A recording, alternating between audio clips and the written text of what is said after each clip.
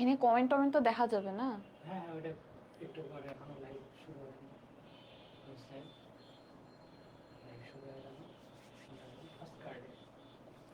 First card থেকেই তো গেছেন না? হ্যাঁ হ্যাঁ, আশা করি। পরে আবার অন্য কার্ড থেকে গেলে ঝামেলা, অন্য কোর্স থেকে। হ্যাঁ, এই তো চলে আসছে ফার্স্ট কার্ডে।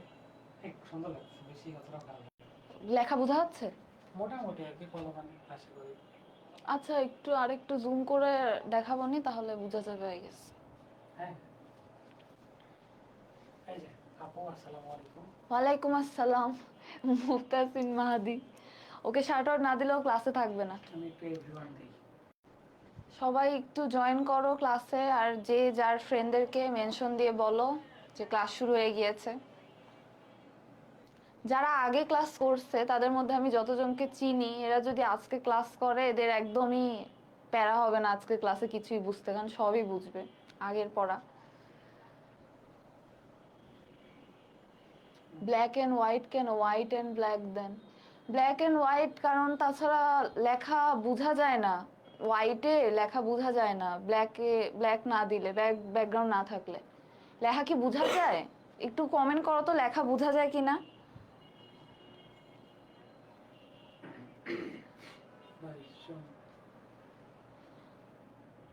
লেখা যদি বোঝা না যায় তাহলে ওই হোয়াইটটাতে শিফট করব। যদি এই লেখা না বোঝা যায়, একটু দেখো লেখা বোঝা যায় নাকি।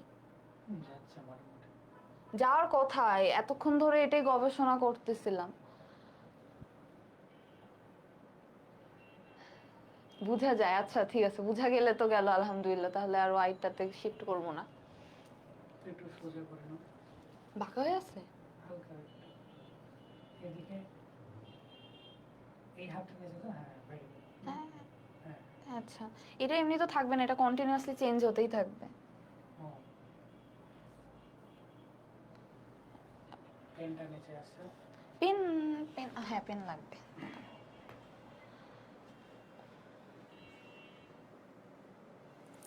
বুঝা যায়। Sound clear. হোয়াইটটাতে শিফট করেন একজন বলছেন। না আপু, আসসালামু আলাইকুম আপু। বুঝা যায় না?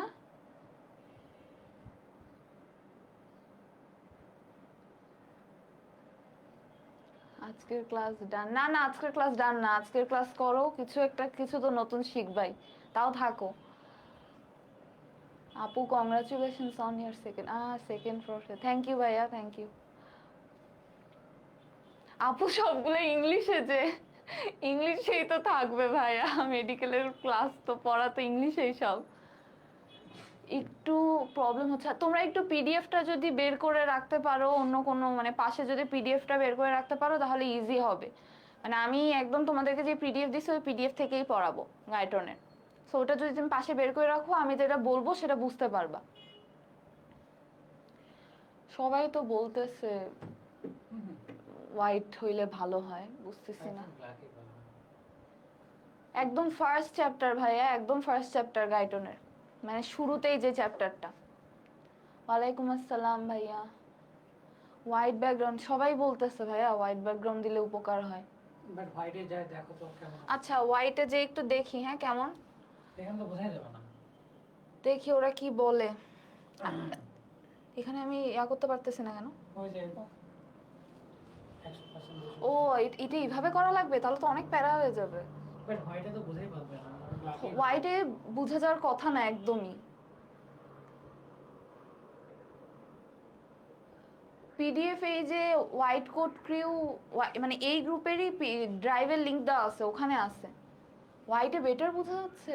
আয় হায়, হোয়াইটে বেটার বোঝা গেলে আমার তো পড়াইতে প্যারা হয়ে যাবে। আসলে এত কষ্ট করে ব্ল্যাকটা বানায় কি লাভ হইলো।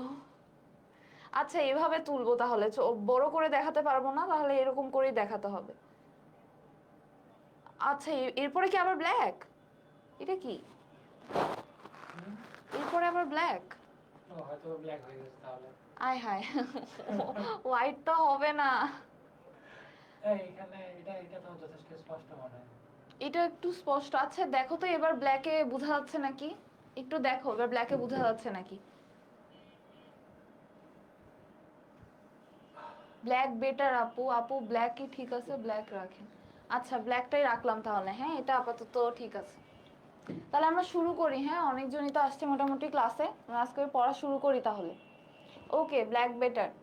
আজকে পড়া শুরু করি তাহলে। আচ্ছা, অনেকে নতুন আছো এখানে, এজন্য আমি সবাইকে আমার পরিচয় দেই। আসসালামু আলাইকুম, আমার নাম জারিন সাদাব স্বচ্ছ।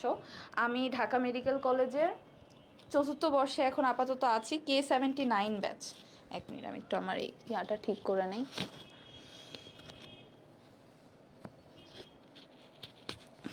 ঠিক আছে, ওকে। জুম করলে বোঝা যাবে, আচ্ছা ঠিক আছে, আমি জুম করেই পড়াবো, সমস্যা নাই। তো আজকে আমাদের টপিক হচ্ছিল হোমিওস্ট্যাসিস। এটা হচ্ছে আমাদের ফিজিওলজির ফার্স্ট কার্ডের একদম ফার্স্ট আইটেম। আচ্ছা, এটা আমাদের ফিজিওলজি ফার্স্ট কার্ডের ফার্স্ট আইটেম। আর এটা যেহেতু ফার্স্ট কার্ড ফাউন্ডেশন কোর্স, তোমরা সবাই, আমি একটু ওভারভিউ দেই, যদি এটা তোমরা সবাই জানো তাও আমি একটু বলি যে তোমাদের ফার্স্ট সেকেন্ড ইয়ারে এরকম কিছু কার্ড এক্সাম থাকে, তারপরে কিছু টার্ম হয়, তারপরে একদম লাস্টে যে প্রফ হবে, যেটাকে ফার্স্ট প্রফ বলা হয়। তো তোমাদের এখানে 3টা সাবজেক্ট থাকবে, অ্যানাটমি, ফিজিওলজি, বায়োকেমিস্ট্রি। 3টা টার্ম হবে প্রতিটা সাবজেক্টে, আর প্রতিটা টার্মে 2টা করে কার্ড থাকবে। যেমন এই ফিজিওলজির যে ফার্স্ট টার্মটা, এখানে 2টা কার্ড থাকবে। তো এই 2টা কার্ডের মধ্যে যে ফার্স্ট কার্ড, সেটা হচ্ছিল আমাদের জিপি অ্যান্ড ব্লাড, মানে জেনারেল ফিজিওলজি অ্যান্ড ব্লাড। তো এই জেনারেল ফিজিওলজি টপিকের ফার্স্ট টপিকটা হচ্ছিল আজকে হোমিওস্ট্যাসিস, মানে এটা আইটেম 1 আর কি। তো এই আইটেম 1টার উপরে আমি আজকে ক্লাস নিব। এটা হচ্ছে আমাদের হোয়াইট কোট ক্রিউ গ্রুপ থেকে আমরা প্রথমে ফ্রিতে ক্লাস নিয়েছিলাম। তো আমি তখন ওখানে জিপিটা শেষ করেছিলাম, মানে জেনারেল ফিজিওলজিটা, যদিও অনেক ফাস্ট গিয়েছিলাম। এই ফাউন্ডেশন কোর্সে আশা করছি যে অনেক ধীরে সুস্থে গুছানোভাবে পড়াগুলো বোঝানো হবে তোমাদেরকে। তো আমরা প্রথমে শুরু করি হোমিওস্ট্যাসিস, ঠিক আছে। 10th এডিশন চলবে কিনা বলতে পারতেছি না আপু। এখন আমি তো প্রবাবলি 14th এডিশন পড়েছিলাম আমার সময়। এখন আসলে এডিশনটা যদি তোমার মানে টাইম টু টাইম তুমি যদি লেটেস্ট এডিশনটা রাখো তাহলেই ভালো, কারণ এখানে কিছু অ্যামাউন্ট মানে মান আছে, তো কিছু যেমন বিভিন্ন আয়নের মান আছে এখানে, তো এই মানগুলা তোমার না হলে ডিফার করবে দেখা যাবে। তো এই জন্য আর কি লাগবে তোমার, মানে লেটেস্ট এডিশনটা কিনলেই ভালো। অত 10th এডিশন মানে তো বহুত আগের, এখন মনে হয় প্রবাবলি 17th এডিশন চলতেছে আর কি। So latest addition guide on কেনার সময় লেটেস্ট এডিশনটা কিনো। আর এখন আপাতত গ্রুপে যে ড্রাইভ লিঙ্ক দেওয়া আছে, ওই ড্রাইভ লিঙ্কে দেখবা গাইডনের পিডিএফ আছে, ওই পিডিএফটা সবাই বের করে রেখো, ঠিক আছে। আচ্ছা, আমরা তাহলে প্রথমে পড়বো হচ্ছিল হোমিওস্ট্যাসিস, ওকে। তাহলে হোয়াট ইজ হোমিওস্ট্যাসিস, দেখো এখানে সুন্দর করে বলা আছে হোমিওস্ট্যাসিস বড় বড় করে, যে maintenance of a nearly constant internal environment. Maintenance of A nearly constant internal environment, তাহলে এখানে অনেকগুলো কথা আছে। আর ফিজিওলজির সংজ্ঞার ক্ষেত্রে সবসময় মনে রাখবা যে তোমাদেরকে কিছু কিওয়ার্ড মাথায় রাখতে হবে, যে কিওয়ার্ডগুলো সবসময় তোমাদের টিচার শুনতে চায়। এবং এই তোমাদের ডেফিনেশনে যদি গ্রামাটিক্যাল মিস্টেক হয়, এটা টিচার অত মাইন্ড করবে না, বাট কিওয়ার্ডগুলো যদি মিস হয়ে যায় তাহলে কিন্তু টিচার মাইন্ড করবে। সো তোমাকে যখন পরীক্ষা হলে জিজ্ঞেস করবে যে ডিফাইন হোমিওস্ট্যাসিস বা হোয়াট ইজ হোমিওস্ট্যাসিস, তুমি কি করবা, maintenance of A nearly constant internal environment of the body. তাহলে এখানে কয়েকটা কথা আছে, দেখো নিয়ারলি কনস্ট্যান্ট আর ইন্টারনাল এনভায়রনমেন্ট। তাহলে আমি এই কোশ্চেনটা এর আগেও করছিলাম, আবার করি, যে এখানে নিয়ারলি কনস্ট্যান্ট কেন বলা হয়েছে, ডিরেক্ট কনস্ট্যান্ট না বলে কেন নিয়ারলি কনস্ট্যান্ট বলা হয়েছে ইন্টারনাল এনভায়রনমেন্টে, আমি পরে আসতেছি, আগে আমি এটা বলি যে নিয়ারলি কনস্ট্যান্ট কেন বলা হয়েছে। এটা তোমরা যারা আমার আগে ক্লাস করেছো তারা পারবা, কিন্তু আমি চাচ্ছি যে যারা নতুন জয়েন করেছো তারা যাতে একটু অ্যান্সারটা বলে, যে নিয়ারলি কনস্ট্যান্ট এখানে কেন বলা হয়েছে। যে কে মুভিন একটা রেঞ্জের মধ্যে থাকে বলে, আমার মনে হয় তুমি আমার ক্লাস করেছিলা। সো তাও থ্যাংক ইউ বলার জন্য, আগে সবার আগে বলার জন্য থ্যাংক ইউ। হ্যাঁ, একটা রেঞ্জের মধ্যে থাকে, আমি আসলে বলেই দিই না, এটা বসে থাকার দরকার নেই আসলে, কারণ এখানে অনেকে আছে যারা আগে ক্লাস করছে, তো সব উত্তর ওরা বলে দিলে বাকিরা ডিজার্টেড হবে, দরকার নাই। হ্যাঁ, একটা রেঞ্জে থাকে, নাইস। আসলে এটা নিয়ারলি কনস্ট্যান্ট বলা হয় এই কারণে, কারণ আমাদের বডির বিভিন্ন সিস্টেম, ধরো ব্লাড প্রেশার সিস্টেম যেটা, বা রেসপিরেটরি সিস্টেম, বা গ্যাস্ট্রোইন্টেস্টিনাল সিস্টেম, যে কোনো সিস্টেম, কোনো একটা মান, ধরো আমাদের যে ব্লাড প্রেশার, এই ব্লাড প্রেশার আমরা কি বলি, আমরা বলি সবসময় যে 120/80 মিলিমিটার অফ মার্কারি, এটা আমরা বলি সবসময় ব্লাড প্রেশার, মানে সিস্টোলিক 120, ডায়াস্টোলিক 80। কিন্তু আসলে কিন্তু ব্লাড প্রেশার সবসময় এরকম একটা ফিক্সড মানে থাকে না, এটা সবসময় ফ্লাকচুয়েট করে একটা রেঞ্জের মধ্যে। ধরো সিস্টোলিকটা ধরো তোমার মোটামুটি কি বল 110 থেকে 130 এর মধ্যে ফ্লাকচুয়েট করবে। তারপরে ডায়াস্টোলিক ধরো 80 আমরা বলি, কিন্তু এটা মোটে 60 থেকে 90 এর মধ্যে ফ্লাকচুয়েট করবে। তো এরকম একটা রেঞ্জের মধ্যে কিন্তু এই মানগুলো ফ্লাকচুয়েট করে। এগুলো কখনো একটা ফিক্সড মানে থাকে না, কারণ অবশ্যই আমরা তো রোবট না, তাই না, যে আমাদের সবকিছু একদম ফিক্সড বা কনস্ট্যান্ট থাকবে। আমাদের হিউম্যান বডিতে সবকিছু একটা রেঞ্জের মধ্যে থাকে। যেমন ধরো এই যে ব্লাড প্রেশারের কথাই যদি বলি, ব্লাড প্রেশার নর্মালি যেটা থাকে, তুমি যখন এক্সারসাইজ করবা তখন তো তোমার ব্লাড প্রেশার অনেক বেড়ে যাবে। তখন কি তুমি তাহলে বলবা যে তোমার বডির হোমিওস্ট্যাসিস নষ্ট হয়ে গেছে? এটা তো বলবা না। বা তোমার বডির ইন্টারনাল এনভায়রনমেন্টের মধ্যে কি ভারসাম্য নষ্ট হয়ে গেছে এক্সারসাইজ করলে? এটা তো তুমি বলবা না, তাই না? কেন বলবা না? কারণ ওইটা আসলে ফিজিওলজিক্যালি বাড়ছে, মানে ওই যে মানটা চেঞ্জ হয়েছে, যে রেঞ্জের মধ্যে আসলে থাকা উচিত সেই রেঞ্জের মধ্যেই আসলে ওটা চেঞ্জ হয়েছে। সো ওটা কোনো দুশ্চিন্তার ব্যাপার না আর কি। তো এটাই হচ্ছিল নিয়ারলি কনস্ট্যান্ট বলতে বোঝানো হয়েছে।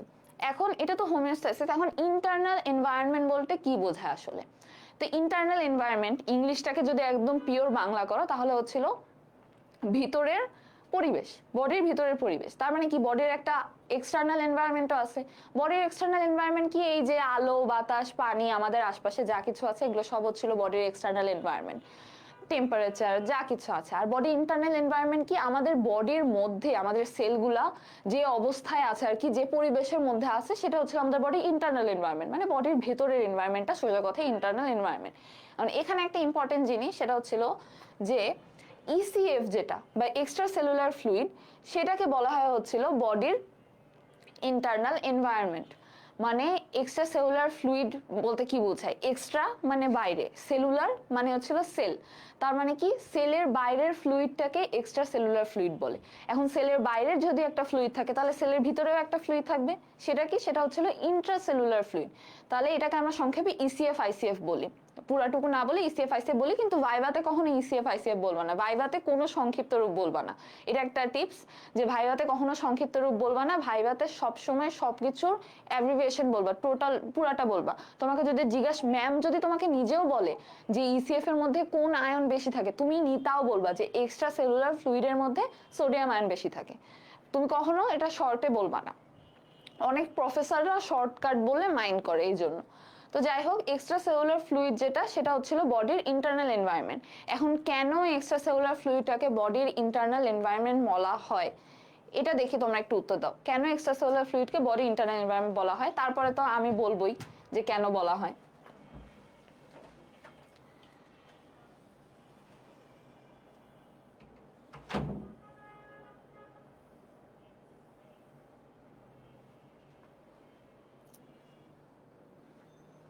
দেখি বলো, কেন এক্সট্রাসেলুলার ফ্লুইডকে বডির ইন্টারনাল এনভায়রনমেন্ট বলা হয়ে থাকে?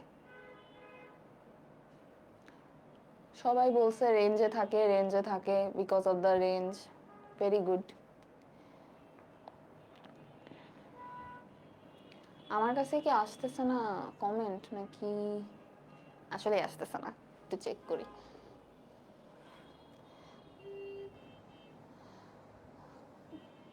Cause it runs through blood.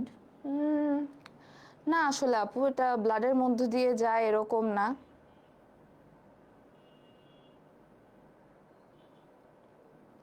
আচ্ছা, আমি বলে দিই, ঠিক আছে? ইসিএফ কে কেন ইন্টারনাল এনভায়রনমেন্ট বলা হয়? ইসিএফ কে ইন্টারনাল এনভায়রনমেন্ট বলা হয় কারণ এই যে এক্সট্রা সেলুলার যে ফ্লুইড, চিন্তা করো আমাদের বডির যতগুলা সেল আছে, আমাদের বডিতে মোটামুটি অনেক, কত 35 থেকে 40 ট্রিলিয়ন সেল বা এরকম কিছু একটা। আমি এটা এটা হচ্ছিল একদম একটা রেঞ্জের মধ্যে বললাম আর কি। আমি এটা তো তোমরা একটু দেখে নিও, এটা গাইডও নেই আছে। তো এত এত সেল, ট্রিলিয়ন সেল, এই সেলগুলো আসলে কিসের মধ্যে থাকে? এই সেলগুলো কিন্তু এই এক্সট্রা সেলুলার ফ্লুইডের মধ্যেই ভাসতেছে, তাই না? এখন সেলের কাজ করার জন্য কি লাগে?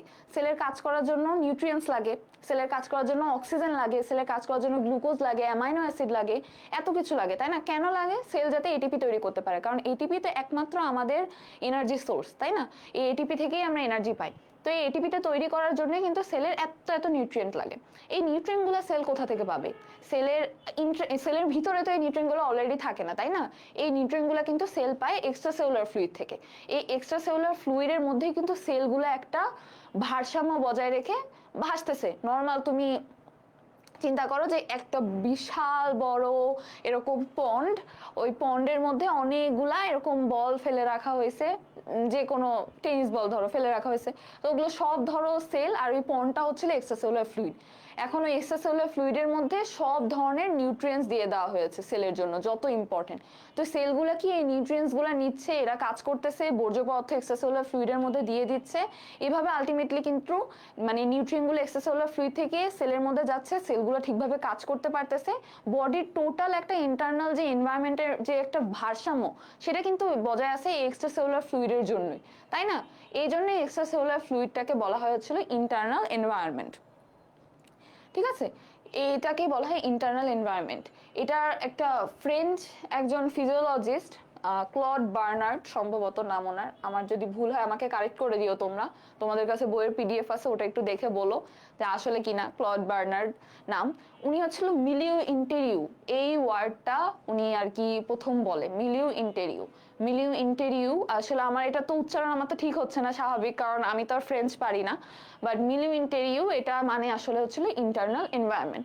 এখন এখানে কিছু কথাবার্তা আছে, যেমন দেখো origin of nutrients in the extracellular fluid, তাহলে এক্সট্রাসেলুলার ফ্লুইডের যে নিউট্রিয়েন্টগুলো, এগুলো আসলে কোথা থেকে আসতেছে, তাই না?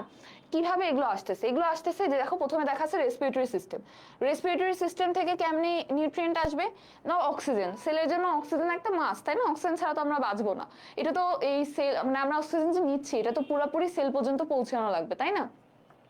তো এই যে অক্সিজেনটা সেল পর্যন্ত পৌঁছাবে, এটা কিন্তু করবে কে? ব্লাড করবে। আর এই অক্সিজেনটা আমরা পাচ্ছি কিভাবে? রেসপিরেটরি সিস্টেমের মাধ্যমে। আর এই অক্সিজেনটা কিন্তু আলটিমেটলি আমাদের ইসিএফ এর মধ্যে ডিজলভ হয়ে তারপরে কিন্তু ওটা আইসিএফ এ যাচ্ছে বা সেলের মধ্যে যাচ্ছে, তাই না?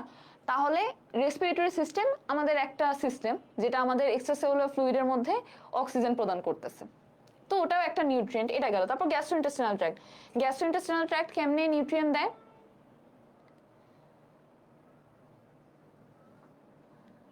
লাইফ কি চলতেছে না বন্ধ হয়ে গেছে?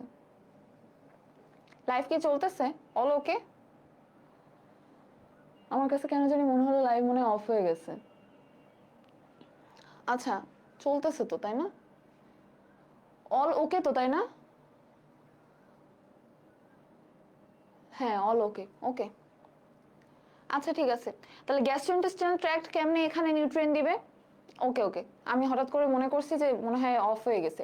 গ্যাস্ট্রোইন্টেস্টিনাল ট্র্যাক্ট দেখো কিভাবে করবে। আমরা জানি যে আমরা যেসব খাবার দাবার খাই, কার্বোহাইড্রেট, প্রোটিন, লিপিড, যাই খাই না কেন, তাহলে এইগুলো কি হয়? এগুলো হচ্ছে আলটিমেটলি খাওয়ার পরে কি হয়? জিআইটি বা গ্যাস্ট্রোইন্টেস্টিনাল ট্র্যাক্ট যেটা, সেখানে যে এগুলো কি হয়? অ্যাবজর্ব হয়। অ্যাবজর্ব হওয়ার পরে কি হয়? এগুলো ব্লাডে যায়। তাহলে এই অ্যাবজর্ব হয়ে যে ব্লাডে যায়, এই যে ব্লাডে গেল, তাহলে কি এরপরে ব্লাড থেকে কোথায় যাবে? ওগুলো সেলে যাবে। সেলে যেয়ে আলটিমেটলি সেলের ওখানে যে কি হবে? সেলের মধ্যে যাবে, যে ওখানে হচ্ছিল গ্লাইকোলাইসিস হবে, এডিপি তৈরি করবে, তাই না? তাহলে গ্যাস্ট্রোইন্টেস্টিনাল ট্র্যাক্ট হচ্ছিল এই যে গ্লুকোজ, অ্যামাইনো অ্যাসিড, আয়ন টায়ন যত কিছু আছে, এগুলো কিন্তু গ্যাস্ট্রোইন্টেস্টিনাল ট্র্যাক্টের মাধ্যমে অ্যাবজর্ব হয়, হওয়ার পরে আলটিমেটলি ইসিএফ এর মধ্যে আসতেছে। তাহলে এটা একটা অরিজিন অফ নিউট্রিয়েন্ট ইসিএফ এর। তারপরে কি বলছে? Liver and other organs that perform primary metabolic functions. তাহলে লিভার আর আদার অর্গান কিছু আছে যেগুলো আর কি আমাদের মেটাবলিক ফাংশন। লিভার কিন্তু তোমরা জানো জৈব রসায়নাগার বলা হয় না আমাদের বডির লিভার, কারণ এখানে অনেক অনেক অনেক রিয়াকশন হয়। তোমরা বায়োকেমিস্ট্রিতে মেটাবলিজম কার্ড নামে একটা কার্ড আছে, ওখানে তোমরা দেখবা যে কত টাইপের রিয়াকশন হয় লিভারে, কত রকমের এনজাইম, কত রকমের প্রোটিন সিক্রেট করে লিভার। তো লিভার আমাদের মেটাবলিক ফাংশনের জন্য খুবই ইম্পর্টেন্ট, এবং এই লিভারও কিন্তু এই ইসিএফ এর মধ্যে নিউট্রিয়েন্টস দিচ্ছে। ঠিক আছে, তারপর কি? Musculoskeletal system. তোমরা জানো মাসকুলোস্কেলেটাল সিস্টেম, মাসলের মধ্যে কি থাকে বলো তো? মাসলের মধ্যে থাকে হচ্ছিল গ্লাইকোজেন। তাহলে এই গ্লাইকোজেনটা কি করে? এই গ্লাইকোজেন যেটা, সেটা হচ্ছিল যখন তোমার ধরো বডি, তুমি স্টারভেশনে আসো, ধরো রোজার সময়, যে কিছুদিন আগে রোজা গেল, রোজার সময় তোমার কি হয়? তোমার বডি স্টারভেশনের মধ্যে থাকে। তাহলে তোমার তখন কি হবে? তোমার বডি ঠিকভাবে গ্লুকোজ পাচ্ছে না, গ্লুকোজ ছাড়া তোমার বডি তো কাজ করতে পারবে না। তখন কি হয়? লিভারে সঞ্চিত থাকা গ্লাইকোজেন আর মাসলে সঞ্চিত থাকা গ্লাইকোজেন এগুলো ভাঙা শুরু করে। তো প্রাইমারিলি আসলে লিভারের গ্লাইকোজেনটাই ভাঙে, ঠিক আছে? মাসলের গ্লাইকোজেন অনেক পরে ভাঙে। সাধারণত দেখবা যে যেই সব মানুষজন বহু দিন যাবত খাওয়া দাওয়া করে না, ক্রনিক স্টারভেশনে ভুগতেছে, তাদের দেখবা মাসল একদম নাই, তাদের মানে হাড্ডি সার বডি বলে না, মানে তাদের স্কিন আর বোনস খালি দেখা যায় তাদের। রাস্তাঘাটে দেখবা এরকম অনেক হাড্ডি সার লোক রাস্তায় শুয়ে থাকে, এরা কি ক্রনিক স্টারভেশনের মানুষ, ঠিক আছে? এদের ক্ষেত্রে যেটা হয় যে এই যে বডি এটা একদম এক্সট্রিম সার্ভেশনে যখন চলে যায় তখন বডি এই যে শক্তিটা পাওয়ার জন্য মাসেলের গ্লাইকোজেন বের করে সেটাকে ভাঙতে শুরু করে। মাসেলের গ্লাইকোজেন বের করে ভাঙতে শুরু করলে কি হবে, ওখান থেকে শক্তিটা পাবে বডি। এভাবেই আর কি চলতে থাকে। তো এই যে গ্লাইকোজেনটা ভেঙে গ্লুকোজ হয়, ওই গ্লুকোজটা কিন্তু একটা নিউট্রিয়েন্ট ইসিএফ এর জন্য। তারপর দেখো বলছে যে removal of metabolic and products. Metabolic and products ধরো বিভিন্ন ধরনের মেটাবলিজমের পরে বিভিন্ন এন্ড প্রোডাক্টস পাওয়া যায়। এন্ড প্রোডাক্টস অনেক ধরনের হতে পারে, ধরো ইউরিয়া, ইউরিক অ্যাসিড, তারপর কার্বন ডাই অক্সাইড, এগুলো সবই কিন্তু এন্ড প্রোডাক্টস। তারপর আরো অনেক ধরনের এন্ড প্রোডাক্টস আছে। তো এই এন্ড প্রোডাক্টস গুলা আলটিমেটলি তো আমার বডি থেকে বের করে দিতে হবে। এগুলো কিন্তু আলটিমেটলি ইসিএফ এর মধ্যে এন্ড প্রোডাক্টস গুলো থাকে, ইসিএফ এর মাধ্যমেই কিন্তু এগুলো আলটিমেটলি বডি থেকে বের হবে। কারণ সেলের মধ্যে সব বর্জ্য পদার্থ তৈরি হবে, বর্জ্য পদার্থগুলো তখন সেল কি করবে, আইসিএফ থেকে ইসিএফ এর মধ্যে দিয়ে দিবে। এই জন্যই বলতে স্যার কি যে ইসিএফ হচ্ছে ইন্টারনাল এনভায়রনমেন্ট। কারণ ইসিএফ কিন্তু দেখো সব কাজ করছে, ও নিউট্রিয়েন্টসও দিচ্ছে সেলকে, সেল থেকে বর্জ্য পদার্থ বের করে নিয়ে যাচ্ছে, মানে পুরো একটা ভারসাম্য বজায় রাখছে আমাদের বডির ভিতরে। তাহলে removal of carbon dioxide by the lungs, তাহলে লাংস কি করে, লাংস হচ্ছিল রেসপিরেশনের সময় যে আমরা অক্সিজেন নিই আর কার্বন ডাইঅক্সাইড বের করি, কার্বন ডাইঅক্সাইড আমাদের বডির জন্য তো বর্জ্য পদার্থ, সো এই কার্বন ডাইঅক্সাইডটাকে বের করে দেয় কিন্তু লাংস। তারপর কিডনি, কিডনি তো তোমরা জানো যে কিডনি কি করে, কিডনি হচ্ছে আমাদের ব্লাডকে পিউরিফাই করে, কিডনি আমাদের বডির একটা ফিল্টারের মতো। কিডনি কি করে, আমাদের ব্লাডের মধ্যে যত বর্জ্য পদার্থ আছে, ইউরিয়া, ইউরিক অ্যাসিড বা যত যেগুলো আমাদের বডির জন্য আননেসেসারি, আয়ন বা যে কোনো কিছু, এগুলো কি করে আমাদের কিডনি যেটা আছে সেটা হচ্ছিল এক্সক্রিট করে দেয় আমাদের বডি থেকে, ইউরিন হিসেবে সেটা এক্সক্রিট করে দেয়। তাহলে এটাও একটা আমাদের ইম্পর্টেন্ট জিনিস। আর এগুলো কেন আসলে হোমিওস্ট্যাসিসের এই টপিকে আমি বলতেছি, কারণ হোমিওস্ট্যাসিস তোমার বডির মেনটেন করার জন্য কিন্তু তোমার বডির মানে হোমিওস্ট্যাসিস মানে কি, যদি আমি একদম বাংলাতে বলি তাহলে এটা হচ্ছিল যে বডির ভারসাম্য রক্ষা করা। তোমার বডির ভারসাম্য রক্ষা করার জন্য কি এখানে তুমি তোমার বডি কেমনে নিউট্রিয়েন্টস পাচ্ছে, তোমার বডি কেমনে নিউট্রিয়েন্টস ইউটিলাইজ করতেছে এবং কেমনে তোমার বডি ওই নিউট্রিয়েন্টস ইউটিলাইজ করার পরে বর্জ্য পদার্থ বডি থেকে বের করে দিচ্ছে, এগুলো সবই কিন্তু আলটিমেটলি তোমার বডির ভারসাম্যটাকে নিয়ন্ত্রণ করছে, রাইট? সো এই জন্য তোমার বডির ভারসাম্য নিয়ন্ত্রণ করছে যেহেতু এগুলো সব মিলে, এই জন্য আমাদের এই ওয়েস্ট ডিসপোজাল বা নিউট্রিয়েন্ট পাওয়ার যে ওয়ে, এগুলো সবের ব্যাপারে ধারণা রাখতে হবে। কিডনি গেল, তারপর গ্যাস্ট্রোইন্টেস্টাইনাল ট্র্যাক্ট। গ্যাস্ট্রোইন্টেস্টাইনাল ট্র্যাক্ট কি করে, খাওয়ার পরে যেগুলো অ্যাবজর্ব করা দরকার সেগুলো অ্যাবজর্ব করে নিয়ে যেগুলো নন অ্যাবজর্বেবল থাকবে ওগুলো ফিসিস হিসেবে বের করে দিবে, ঠিক আছে? তারপর এই যে undigested material that enters the gastrointestinal tract and some waste products of metabolism are eliminated in the feces. তারপর হচ্ছিল লিভার। লিভার কি করে, লিভার ওই তো লিভারে হচ্ছিল এরকম অনেক ধরনের ওয়েস্ট প্রোডাক্টস আছে যেগুলো মেটাবলিজম, লিভারে মেটাবলিজমের ফলেই ওয়েস্ট প্রোডাক্টগুলো বের হয়। এই ওয়েস্ট প্রোডাক্টগুলোও কিন্তু লিভার তখন বের করে দেয়, মানে লিভারের মধ্যে দিয়ে আলটিমেটলি গ্যাস্ট্রোইন্টেস্টাইনাল ট্র্যাক্ট হয়ে ওটা বের হয়ে যায় আর কি। এই হচ্ছিল আমাদের মোটামুটি বডি থেকে ওয়েস্ট ডিসপোজাল কিছু প্রক্রিয়া। এবার হচ্ছে রেগুলেশন অফ বডি ফাংশন, সেটা আমরা পরে আসতেছি। আমরা এবার আসবো হচ্ছিল ফিডব্যাক মেকানিজমে, মেইন যে আমাদের জিনিস control systems of the body, feedback মেকানিজমে আমরা আসবো, ঠিক আছে? Control systems of the body,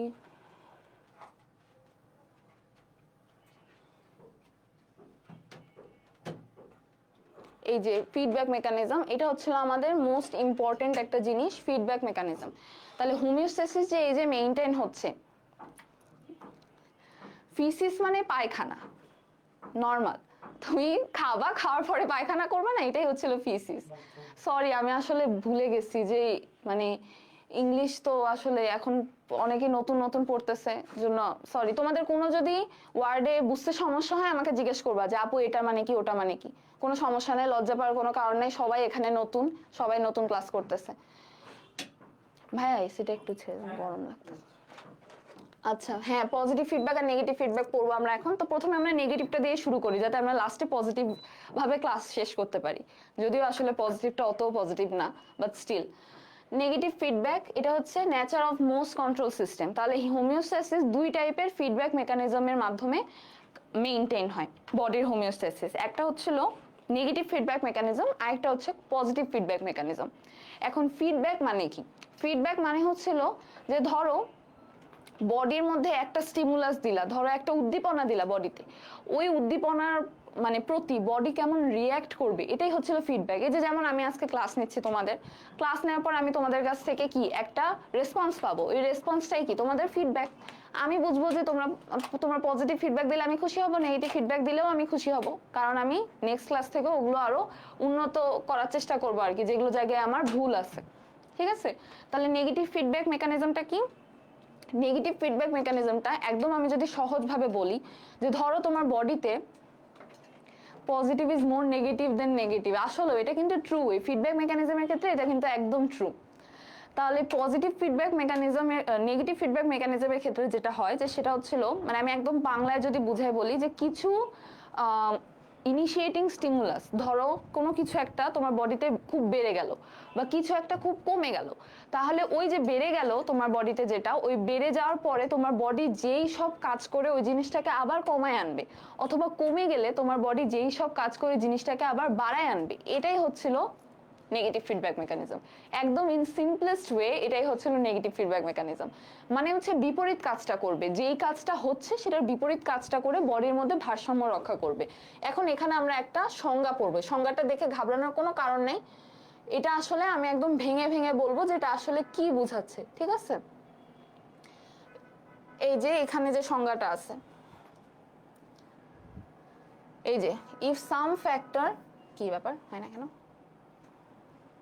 হ্যাঁ আচ্ছা, এই দেখো, if some factor, আরে হ্যাঁ, if some factor becomes excessive or deficient, a control system initiates negative feedback which consists of a series of changes that return the factor toward a certain mean value, thus maintaining homeostasis.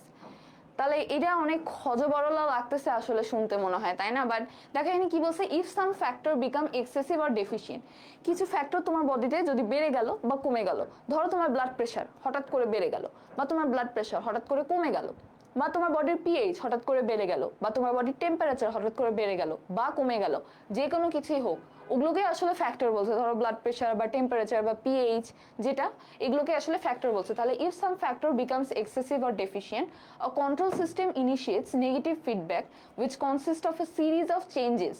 তাহলে এখানে কি হয়, একটা control system initiate করে negative feedback.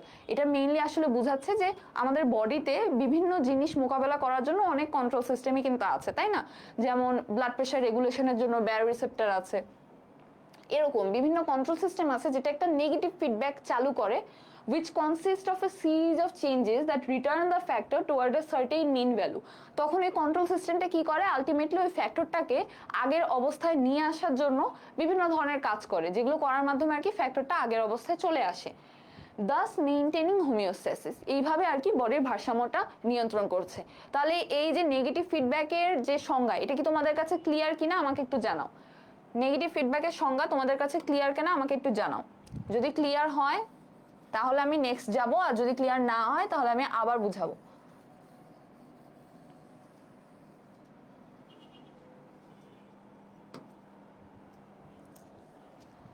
Clear কিনা সবাই একটু বলো তোমরা ক্লিয়ার কিনা। নেগেটিভ ফিডব্যাক মেকানিজমের যে নেগেটিভ ফিডব্যাক মেকানিজমের যে ডেফিনেশনটা বললাম সেটা ক্লিয়ার কিনা। এটা কিন্তু ভাইভায় ধরবে, এবং এটা যদি ভাইবা ধরে, ভাইবা মানে আইটেম পরীক্ষা যে তোমরা দিবা, এটা কিন্তু বলবে যে বলো তো নেগেটিভ ফিডব্যাক মেকানিজম কি, অথবা ডিফাইন নেগেটিভ ফিডব্যাক মেকানিজম। তখন কিন্তু তুমি বাংলায় আমার মতো বললে হবে না, তখন তোমাকে এভাবেই বলতে হবে যে if some factor becomes excessive or deficient, a control system initiates negative feedback which consists of a series of changes that return the factor towards a normal mean value, thus maintaining homeostasis। ঠিক আছে?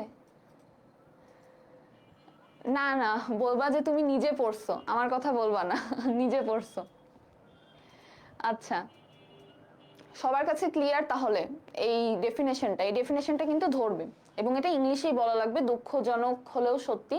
কিন্তু তুমি যদি এটা ইংলিশেও যদি বুঝায় বলতে পারো তাও হবে। ইংলিশেও যদি তুমি বুঝায় বলো যে আসলে ma'am if some factor becomes more or less, এভাবেও যদি বলো, এত যে কঠিন ওয়ার্ড ইউজ করতে হবে এমনও না, বাট কি ওয়ার্ডগুলো রাখতে হবে, এই যে control system consist of a series of change, ঠিক আছে, that return the factor toward a certain mean value, এরকম কিছু কিওয়ার্ড আছে যেগুলো তোমাদেরকে মাথায় রাখতে হবে ডেফিনেশন বলার সময়, যাতে টিচাররা মাইন্ড না করে।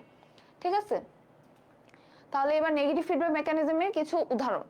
নেগেটিভ ফিডব্যাক মেকানিজমের কিছু উদাহরণ, আমাদের বডির বেশিরভাগ কন্ট্রোল সিস্টেমই কিন্তু নেগেটিভ ফিডব্যাক মেকানিজম। এখন আমাদের বডিতে কত ধরনের কন্ট্রোল সিস্টেম আছে, আমাদের বডিতে অনেক কন্ট্রোল সিস্টেম আছে। যেমন এই যে একটু আগে বললাম ব্লাড প্রেশার রেগুলেটরি সিস্টেম, ঠিক আছে, তোমরা জানো বায়োরিসেপ্টর সেটা হচ্ছে ব্লাড প্রেশার রেগুলেটরি সিস্টেম হিসেবে আছে। তারপর হচ্ছিল তোমার রেসপিরেশন। আপু ডেফিনেশন যদি আমার মতো বাট অ্যাকুরেট বুঝায় বলি, একদম হুবহু না বলে, তাইলেই হবে না? হ্যাঁ ইনশাল্লাহ তাহলেই হবে। আমি আসলে ডেফিনেশন অত মানে লাইন বাই লাইন বলতে পারি না, বুঝছো, আমার মনে থাকে না। তো আমি মোটামুটি বুঝাই ম্যাডামকে বলি। আর কিওয়ার্ড গুলো আমি যদি বাংলাতেও বলি তাও আমি কিওয়ার্ড গুলা বাংলার মধ্যে ইনক্লুড করে দিই। মানে ধরো আমাকে যদি নেগেটিভ ফিডব্যাক মেকানিজমের ডেফিনেশন জিজ্ঞেস করতো, আমি যদি মনে করো আমার মনে নাই, তাহলে আমি বলতাম যে ম্যাডাম কিছু ফ্যাক্টর যদি একটু বেশি হয়ে যায় অথবা কম হয়ে যায়, তাহলে একটা কন্ট্রোল সিস্টেম ইনিশিয়েট করবে নেগেটিভ ফিডব্যাক মেকানিজম বা নেগেটিভ ফিডব্যাক সিস্টেম ইনিশিয়েট করবে, যেটা কিনা কিছু চেঞ্জেস আনবে বডিতে, যার কারণে এই ফ্যাক্টরটা আবার একটা মিন ভ্যালুতে চলে আসবে। খেয়াল করে দেখো আমি কিন্তু কিওয়ার্ডগুলো ইউজ করছি। সো তুমি যদি এভাবে কিওয়ার্ড ইউজ করে তোমার মতো করে বুঝাই বলো, তাহলে কিন্তু ম্যাম বুঝতে পারবে যে না, ছেলেটা বা মেয়েটা পড়ছে, সো সে পারে। ঠিক আছে? আচ্ছা, যেটা বলছিলাম এক্সাম্পল, তাহলে ব্লাড প্রেশার রেগুলেশন যেটা, এটাও কিন্তু তোমাদের নেগেটিভ ফিডব্যাক। কেন? কারণ ব্লাড প্রেশার যখন বাড়ে তখন বায়োরিসেপ্টর ব্লাড প্রেশার কমায় দেয়, ব্লাড প্রেশার কমে গেলে সেটাকে আবার বাড়ায় দেওয়ার জন্য হেল্প করে। ঠিক আছে? তারপর হচ্ছে রেসপিরেশনের কথা যে চিন্তা করো, যে এই যে কার্বন ডাইঅক্সাইড অক্সিজেনের যে কনসেন্ট্রেশন ব্লাডে, এটা মেনটেন করেও, এটাও কিন্তু আমাদের নেগেটিভ ফিডব্যাক মেকানিজমের মাধ্যমে হয়। কেমনে? অক্সিজেনের কনসেন্ট্রেশন যদি আমাদের বডিতে, কার্বন ডাইঅক্সাইডের কনসেন্ট্রেশন যদি আমাদের বডিতে অনেক বেশি বেড়ে যায়, তাহলে কি হবে? বডি কি করবে? হাইপার ভেন্টিলেট করবে। কোনো না কোনোভাবে কার্বন ডাইঅক্সাইডকে যেহেতু বের করে দিতে হবে, তাই এই জন্য কি করবে? হাইপার ভেন্টিলেশনের মাধ্যমে কার্বন ডাইঅক্সাইডটাকে বডি থেকে বের করে দিবে। তাহলে কার্বন ডাইঅক্সাইডের পরিমাণ যে বেড়ে গেছিল সেটা কমে যাবে, দেন অক্সিজেন কার্বন ডাইঅক্সাইডের একটা ভারসাম্য বজায় থাকবে তোমার সেরামে বা ব্লাডে। তাহলে এইটা হচ্ছিল আমাদের নেগেটিভ ফিডব্যাক মেকানিজম। আরো অনেক উদাহরণ আছে, তোমাদের মানে যত উদাহরণই বলবা সবই আসলে negative feedback mechanism, most of them. যেমন হচ্ছে আরেকটা আছে হরমোন রেগুলেশন। কোনো একটা হরমোন যদি বেশি বেশি পরিমাণে সিক্রেট হয়, তাহলে তোমাদের ওই হরমোনটা আবার কিছু ফিডব্যাক মেকানিজম আছে যেটার মাধ্যমে আরো হরমোনটার পরিমাণ কমায় দিবে। আবার হরমোন যদি কম কম পরিমাণ সিক্রেট হয়, তাহলে আবার হরমোনের পরিমাণ বেড়ে যায়। এভাবে আর কি হরমোন রেগুলেশনেও কিন্তু এই নেগেটিভ ফিডব্যাক মেকানিজমের মাধ্যমে এটা কাজ করে। তাহলে এরকম বিভিন্ন কন্ট্রোল সিস্টেম নেগেটিভ ফিডব্যাক মেকানিজমের মাধ্যমে কাজ করে। মানে একটা জিনিস বেড়ে গেল সেটাকে কমায় আগের অবস্থায় আনবে, একটা জিনিস কমে গেলে সেটাকে বাড়ায় আগের অবস্থায় নিয়ে যাবে। এই হচ্ছিল হোমিওস্ট্যাসিস মেইনটেইন করার নেগেটিভ ফিডব্যাক মেকানিজম। সবাই ক্লিয়ার কিনা নেগেটিভ ফিডব্যাক মেকানিজম? আমাকে একটু জানাও প্লিজ।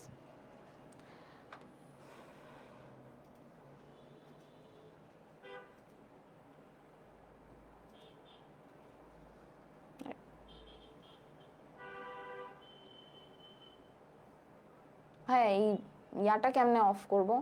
যে ইরেজারটা বারবার আসতেছে কেন? ইরেজারটাতে ক্লিক করো। ক্লিক করছি, তাও আসতেছে। কি করব? উঠানো যাচ্ছে না। এখান থেকে উঠাতে হবে। এদিক দিয়ে? সাইড। ও এখানে আছে না, দেখতে পাই না তো। না, হচ্ছে না, এই রাবারটাই আসতেছে। কোথায় জানি কিছু একটা তো হয়েছে অবভিয়াসলি। কোনো সিলেক্ট হয়েছে? না, কিছু তো সিলেক্ট হয় নাই। মাউস দিয়ে বলতো। এবার ঠিক আছে, আচ্ছা ওকে। সবাই কি ক্লিয়ার নেগেটিভ ফিডব্যাক মেকানিজম? হ্যাঁ বুঝতে পারছি, ঠিক হয়েছে। যে নেগেটিভ ফিডব্যাক মেকানিজম সবার ক্লিয়ার কিনা? তোমরা যারা আগের ক্লাসটা করছিলা, আজকে একটা জিনিস পড়াবো যেটা আগের ক্লাসে পড়াই নাই। সো ক্লাস একদম শেষ পর্যন্ত করে যাবা তোমরা।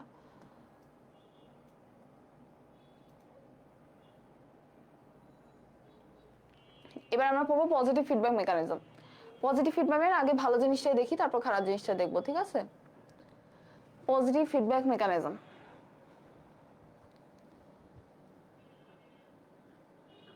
হ্যাঁ, বইয়ের সব পড়া লাগবে না ভাইয়া, বইয়ের কিছু স্পেসিফিক জিনিসই পড়লে হবে। এটা যখন তোমাদের ক্লাস শুরু হবে তখন দেখবা যে তোমাদের টিচাররা যখন লেকচার পড়াবে তখন ওনারা লেকচারে কিন্তু পড়ে দিবে, মানে লেকচারে বলে দিবে আর কি, যে তোমাদের বইয়ের কি কি পড়তে হবে বা না পড়তে হবে। তারপর তোমাদের টিউটোরিয়াল ক্লাস যে হবে, টিউটোরিয়াল ক্লাসটা সুন্দর বলে দিবে। তোমাদের ফার্স্ট সেকেন্ড ইয়ারটা অনেক ভালোই যাবে, পড়ার প্রেশার অনেক থাকে বাট ভালো যাবে। কেন বলতেছি? কারণ তোমাদের টিচাররা হাতে কলমে ধরে ধরে শিখায় দেয়।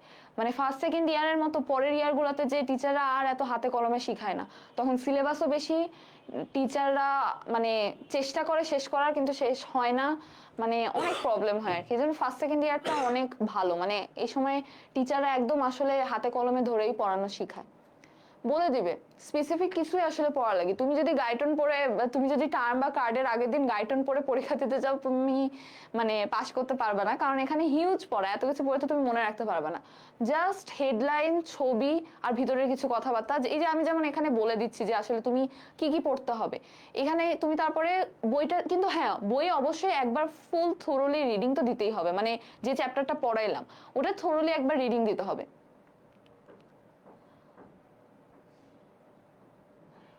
স্যারকে বললে হবে না যে বাংলায় ডিটেলস বললে প্রবলেম হবে নাকি? যদি তোমাকে যখন জিজ্ঞাসা করবে তখন তুমি তোমার মতো করে বলতে থাকবে। এখন আমার মানে আমি যখন আইটেম দিছি ফার্স্ট সেকেন্ড ইয়ারে, এখনো আইটেম দেওয়ার সময় আমি বাংলায় বললে আমাদের টিচাররা কিছু বলে না, জাস্ট বুঝায় যদি আমি বলতে পারি ঠিকঠাক ভাবে তাহলেই টিচাররা সন্তুষ্ট। এখন আমি জানি না এক এক জায়গায় টিচাররা হয়তো এক এক রকম, কেউ হয়তো, অনেকে হয়তো চায় যাতে আমাদের ইংলিশে বলার প্র্যাকটিসটা হোক, আমরা যাতে ইংলিশে ভালো করে বলতে পারি। সো সেই ক্ষেত্রে তুমি জাস্ট তোমার মতো করে বলা শুরু করবা। তারপর যদি তোমার টিচার বলে যে না তুমি একটু ইংলিশে বলো, তাহলে তুমি ইংলিশে বলার প্র্যাকটিস করা শুরু করবে। এটা টিচার টু টিচার ভ্যারি করবে। আচ্ছা, পজিটিভ ফিডব্যাক মেকানিজমটা কি? পজিটিভ ফিডব্যাক মেকানিজম হচ্ছে নেগেটিভটা যেমন আমরা পড়লাম কি, যে বিপরীত কাজটা করবে, একটা জিনিস কমে গেলে বাড়াবে, বাড়ালে কমাবে। পজিটিভ ফিডব্যাক হচ্ছিল যে একটা জিনিস বাড়লে সেটাকে বাড়াইতেই থাকবে, বাড়াইতেই থাকবে, মানে একই কাজটা করবে। একটা জিনিস কমলে কমাইতেই থাকবে, একটা জিনিস বাড়লে বাড়াইতেই থাকবে, মানে এখানে বিপরীত কাজটা করবে না, এখানে সেম কাজটাই করবে। তো এই জন্য এটার সংজ্ঞাটা কি, if the initiating stimulus causes more of the same, it is known as positive feedback mechanism. If the initiating stimulus causes more of the same, it is known as positive feedback mechanism. মানে কি, মানে হচ্ছে initiating stimulus মানে কি, ধরো কোনো একটা change আসছে বডিতে, সাপোজ ধরো যে এক জায়গায় কেটে গেছে, এখন ওই জায়গায় যে কেটে গেছে ওইখানে কি হবে, এখন রক্তক্ষরণ হচ্ছে, তাহলে এখন কি হবে, রক্ত জমাট বাঁধবে ওখানে, মানে রক্ত পড়া বন্ধ হওয়ার জন্য তো আগে রক্ত জমাট বাঁধতে হবে ওখানে। সো এই যে রক্ত জমাট, এই যে রক্ত জমাট যে এখানে মানে হওয়া লাগবে, এই রক্ত জমাট হওয়ার জন্য তখন এখানে কি হবে, এই যে ধরো ওখানে অনেকগুলো প্লাটলেট অ্যাক্টিভেশন হবে। এর ভিতরে আরো অনেক কাহিনী আছে, বাট মেইনলি সহজে যদি বলি যে প্লাটলেট অ্যাক্টিভেশন হবে। একটা প্লাটলেট অ্যাক্টিভেশন হলে কি হয় জানো, এই প্লাটলেটগুলো আরো অনেক প্লাটলেটকে নিয়ে আসে নিজেদের কাছে, যে আয় তোরাও অ্যাক্টিভেটেড হ, আয় তোরাও অ্যাক্টিভেটেড হ, আমাদের একটা ক্লট বানানো লাগবে, রক্ত পড়া কমানো লাগবে। এই জন্য সব প্লাটলেট আস্তে আস্তে কিন্তু এরকম অ্যাক্টিভেটেড হতেই থাকে, হতেই থাকে, হতেই থাকে। তো দেখো একটা জিনিস শুরু হয়েছে, এই যে প্লাটলেট অ্যাক্টিভেশন শুরু হয়েছে, এটা কিন্তু বাড়তেই আছে, বাড়তেই আছে, আলটিমেটলি যতক্ষণ একটা ক্লট ফর্মেশন হচ্ছে, ক্লট ফর্মেশন হয়ে গেলে আবার আগের মতো হয়ে যাবে। তো এটাই হচ্ছিল পজিটিভ ফিডব্যাক, মানে যে বাড়তেই আছে তো বাড়াচ্ছে, তো বাড়াচ্ছেই, এটাই হচ্ছিল পজিটিভ ফিডব্যাক মেকানিজম।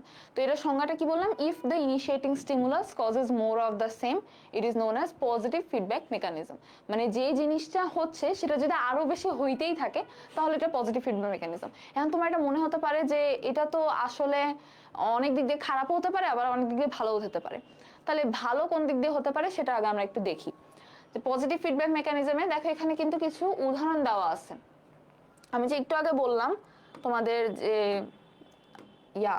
একটু আগে যে বললাম দেখো যে ব্লাড ক্লট করা, এই দেখো এখানে বলছে when a blood vessel is ruptured and a clot begins to form, multiple enzymes called clotting factors are activated within the clot. Clotting factors আসে হচ্ছিল প্লাটলেট থেকে আর ব্লাড থেকে। Some of these enzymes act on other inactivated enzymes of the immediately adjacent blood, thus causing more blood clotting. ঠিক আছে, মানে এটাই হচ্ছিল তারপর this process continues until the hole in the vessel is plugged and bleeding no longer occurs. ঠিক আছে, এরকম একটা হতে পারে। তারপর দেখো এখানে আবার আরেকটা জিনিস বলে দেওয়া হয়েছে যে on occasion, মানে কিছু কিছু সময় this mechanism can get out of the hand and cause formation of unwanted clots. তোমরা থ্রোম্বাস এম্বোলাস এরকম কি নাম পড়ছো? থ্রোম্বাস এম্বোলাস কি? সবাই ধুমায় পড়াই ভালো, সবাই ধুমায় পড়াশোনাই করো, মেডিকেলে খালি ধুমায় পড়াশোনাই করতে হবে। তোমরা থ্রোম্বাস এম্বোলাসের নাম শুনছো তাই না? থ্রোম্বাস এম্বোলাস আমার মনে হয় এইচএসসি তে তো এটা শোনার কথা, থ্রোম্বাস এম্বোলাস। তো এরকম ধরো আনওয়ান্টেড ক্লট যদি ফর্ম হয়, মানে থ্রোম্বাস ফর্ম হয়, এটা ধরো যেই জায়গায় একটা থ্রোম্বাস ফর্ম হয়েছে ওইখান থেকে থ্রোম্বাসটা কিন্তু ডিসলজড হয়ে যেতে পারে, ঠিক আছে, বা ওই জায়গা থেকে থ্রোম্বাসটা চলে যাইতে পারে। তো ধরো যে এখানে আমার একটা ক্লট হয়েছে, বা ধরো পায়ে পায়ে আমার একটা ক্লট হয়েছে, একটা ব্লাড ভেসেলের মধ্যে একটা ক্লট হয়েছে, ঠিক আছে, এই যে আহ, আমি বলতেছি ভাইয়া যে এমবোলাস কি। তাহলে ধরো একটা জায়গায় একটা ক্লট ফর্ম হয়েছে, আমার পায়ে একটা ব্লাড ভেসেলের মধ্যে ক্লট ফর্ম হয়েছে, এটা তখন থ্রোম্বাস, ঠিক আছে, একটা থ্রোম্বাস ফর্ম হয়ে গেছে, বড়সড় একটা ক্লট ফর্ম হয়েছে। এখন কোনো একটা কারণে কি হতে পারে, এই যে থ্রোম্বাসটা, এটা ধরো যে কোনো একটা কারণে থ্রোম্বাসটা ওখান থেকে চলে গেল, ওখান থেকে সরে গেল, মানে ওই ব্লাড ভেসেলের মধ্যে তো অবশ্যই ব্লাড ভেসেল থেকে তো বাইরে যেতে পারতেছে না থ্রোম্বাসটা, বাট ওটা ধরো কোনো একটা কারণে ওখান থেকে ছুটে গেল, ছুটে যে কি হবে, ওই আর্টারি এসে এসে এসে এসে এসে হার্টে চলে আসলো, হার্টে এসে কি হবে, একটা করোনারি আর্টারির ওখানে যে টুস করে বসে গেল, তারপর কি হবে, heart attack, myocardial infarction, necrosis হয়ে যাবে তোমার হার্ট দিয়ে। তারপরে তুমি একদম বুক চিনচিন ব্যথা, হাতে ব্যথা, ঘাড়ে ব্যথা নিয়ে তুমি অজ্ঞান হয়ে পড়ে যাবা যে আল্লাহ আমার বুকে কি হইলো, আমি তো পারতেছি না থাকতে। তারপরে ডাক্তারের কাছে যে শুনবা যে হার্ট অ্যাটাক হয়েছে, তারপর তো আল্লাহ হার্ট অ্যাটাক হয়েছে।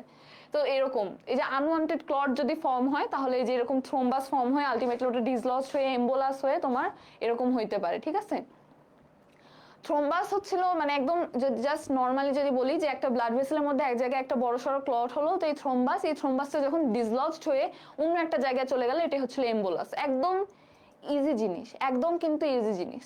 জাস্ট থ্রোম্বাসটা যখন ট্রাভেল করতেছে তখন ওটা হয়ে যাচ্ছে এম্বোলাস, ঠিক আছে। আর একটা জায়গায় যখন থাকছে তখন ওটা হচ্ছে থ্রোম্বাস। থ্রোম্বাসের সাথে দেখো থ্রোম্বো, আমাদের মানে আমরা জানি যে কি বলে, থ্রোম্বোসাইট মানে কিন্তু প্লাটলেট, ঠিক আছে, থ্রোম্বোসাইটস মানে প্লাটলেট। তো এই যে প্লাটলেট অনেকগুলাই কিন্তু আসলে ক্লটের মধ্যে কি থাকে, একটা ব্লাড ক্লটের মধ্যে কিন্তু অনেক প্লাটলেট থাকে, সাথে কিছু ফিব্রিন থাকে, এরকম প্রোটিন থাকে, আলটিমেটলি একটা ক্লট হয়। তো এই ক্লটটা আসলে একটা মানে থ্রোম্বাস আর কি, ওইখান থেকেই আসছে, মানে থ্রোম্বোসাইটের ক্লট, ওখান থেকেই থ্রোম্বাস আসছে, বুঝছো। তাহলে এই হয়ে গেল আমাদের মোটামুটি এখানে বলা হলো, তাই না। তারপর আরেকটা উদাহরণ আছে, দেখো আরেকটা উদাহরণ কি, আরেকটা উদাহরণ হচ্ছিল আমাদের চাইল্ড বার্থ।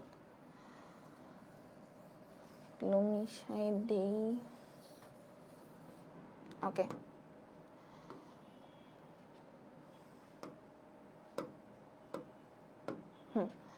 আচ্ছা এবার হচ্ছে চাইল্ড বার্থ। তাহলে দেখো child birth is another situation in which positive feedback is valuable. কেন?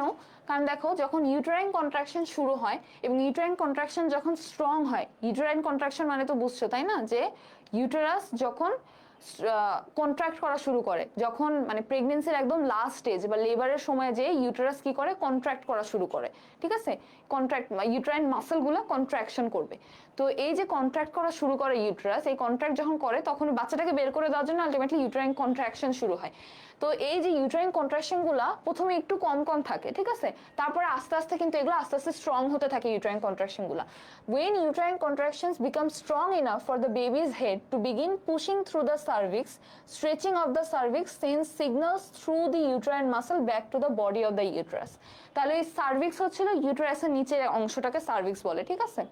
তোমরা অ্যানাটমিতে পড়বা ফান্ডাস কি, বডি কি, সার্ভিক্স কি।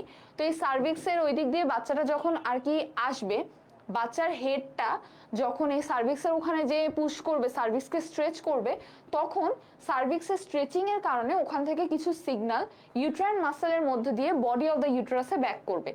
করে কি করবে, বডি অফ দ্য ইউটেরাসকে যে ওই সিগন্যাল কি বলবে যে আরো বেশি কন্ট্রাক্ট করো, আরো বেশি কন্ট্রাক্ট করো, যাতে বাচ্চাটা বের হয়ে যায়। এই জন্য তখন কি হবে, ইউট্রাইন কন্ট্রাকশন আরো পাওয়ারফুল হয়ে যাবে। তাহলে দেখো, if the initiating stimulus causes more of the same, initiating স্টিমুলাসটা হচ্ছে uterine contraction, more of the same, uterine কন্ট্রাকশনে আরো বেশি বেশি হচ্ছে, আরো বেশি পাওয়ারফুল হচ্ছে, এটাই পজিটিভ ফিডব্যাক মেকানিজম।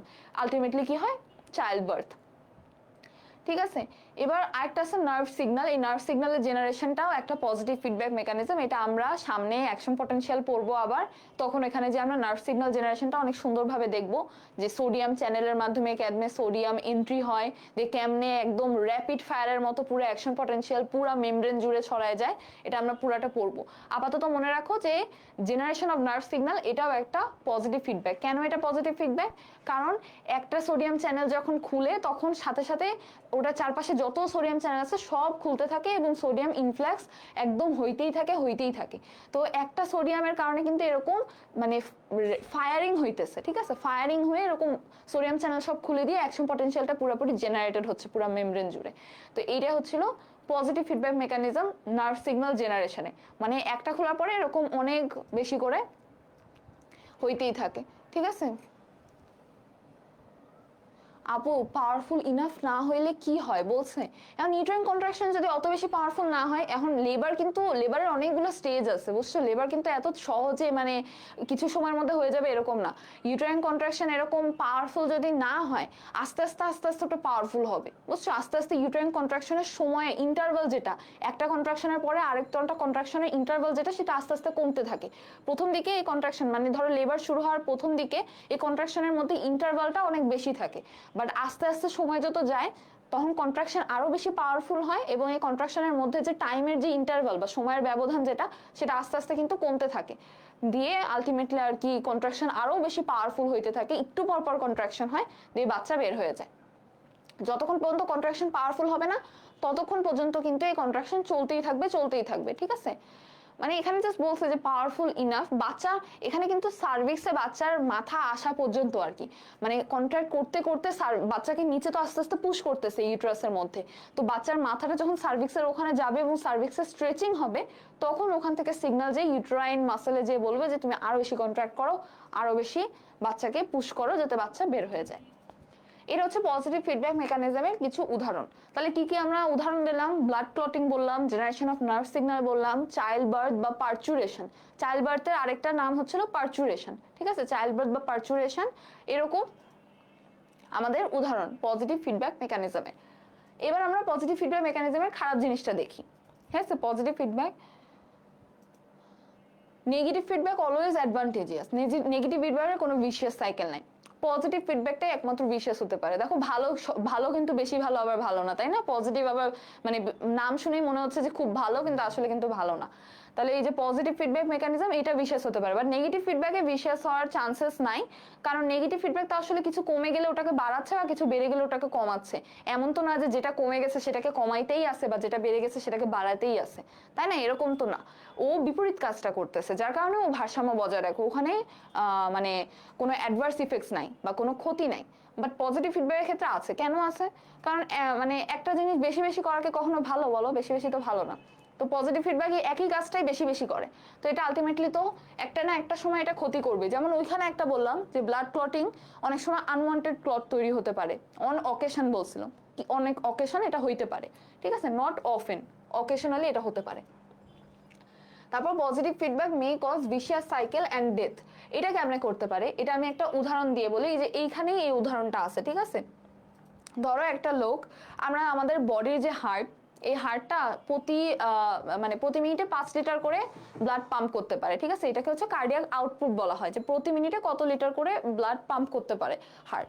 তো কার্ডিয়াক আউটপুট হচ্ছে আমাদের 5 লিটার পার মিনিট, মানে 5 লিটার করে হার্ট পাম্প করতে পারে, এবং এই পরিমাণ ব্লাড আমাদের বডির সবগুলো সেলের মধ্যে নিউট্রিয়েন্টস পৌঁছায় দেওয়ার জন্য ইম্পর্টেন্ট। এখন কি হলো, একটা লোক ধরো অ্যাক্সিডেন্ট করলো কোনো কারণে বা কোনো ট্রমার কারণে, কি হলো,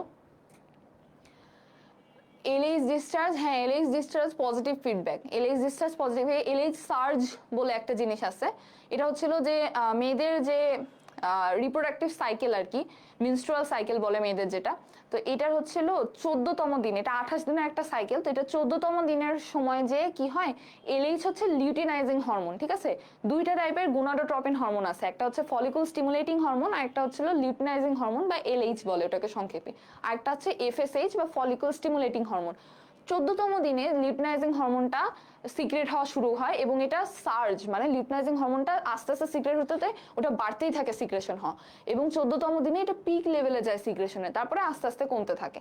তো ওটা তখন পজিটিভ ফিডব্যাকের মাধ্যমে আর কি হয়, এলএইচ সার্জ যেটা, সেটা ওটা পজিটিভ ফিডব্যাকের মাধ্যমে কাজ করে, ঠিক আছে। এবার গেল, আচ্ছা যেটা আমি বলতেছিলাম, যে একটা লোক ধরো নর্মাল লোক, তার কোনো কারণে অ্যাক্সিডেন্ট হলো বা কোনো কারণে ট্রমার কারণে তার ব্লাড লস হলো, এখন তার 2 লিটারের বেশি ব্লাড লস ধরো হয়ে গেছে, এখন 2 লিটারের বেশি ব্লাড লস হয়ে গেছে, এখন আমার হার্টের পাম্প করতে হবে 5 লিটার করে।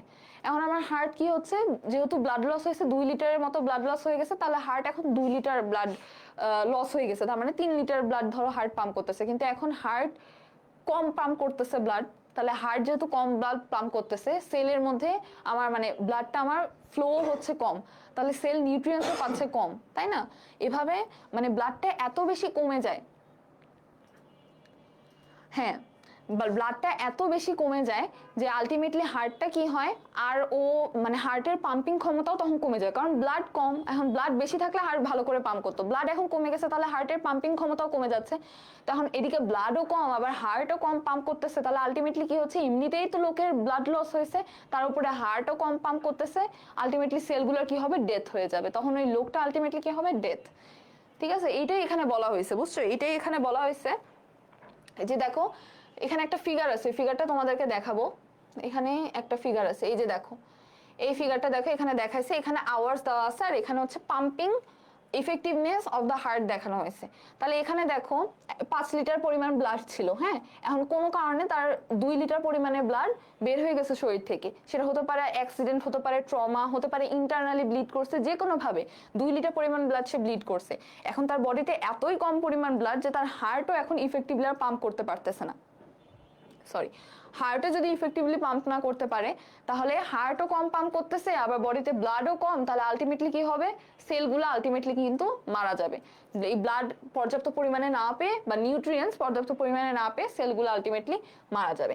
1 লিটার পরিমাণ যখন ব্লিডিং হয়েছে দেখো, তখনও কিন্তু রিটার্ন টু নর্মাল করা যাচ্ছে নেগেটিভ ফিডব্যাক মেকানিজমের মাধ্যমে, রিটার্ন টু নর্মাল, ব্লাড প্রেশারটা আস্তে আস্তে বাড়ায় বাড়ায় করা যাচ্ছে। বাট 2 লিটারের মতো বা 2 লিটারের বেশি ব্লাড যদি চলে যায়, লস হয়ে যায়, তাহলে কিন্তু এটা ব্যাক করা পসিবল না, কারণ এই ভিশিয়াস সাইকেলের মধ্যে চলে যাচ্ছে।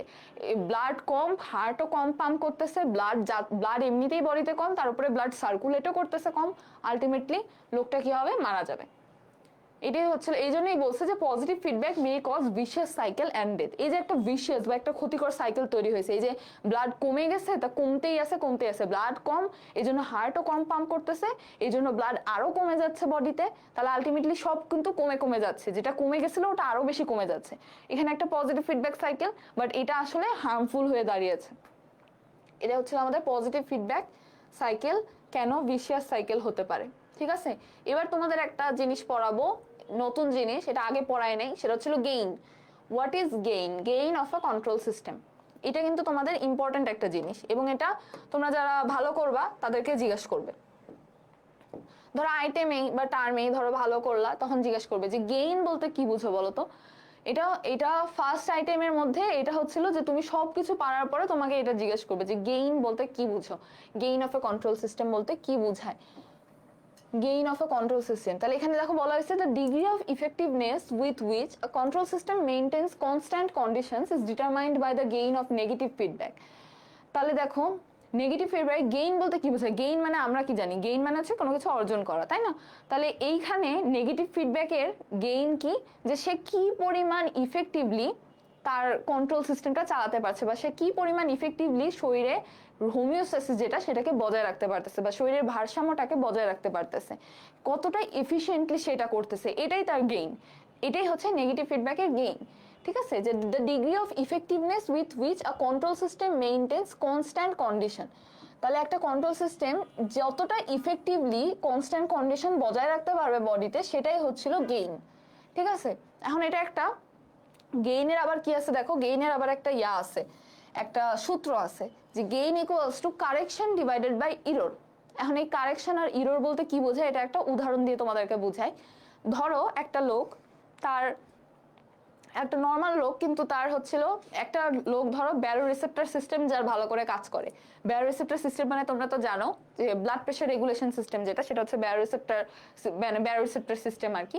তো ধরো একটা লোক, তার barrow receptor pressure regulatory system যেটা, সেটা ভালোভাবে কাজ করতেছে, আর ওই লোকটার ধরো কোনোভাবে ব্যারো রিসেপ্টর রেগুলেটরি সিস্টেম ভালোভাবে কাজ করতেছে না।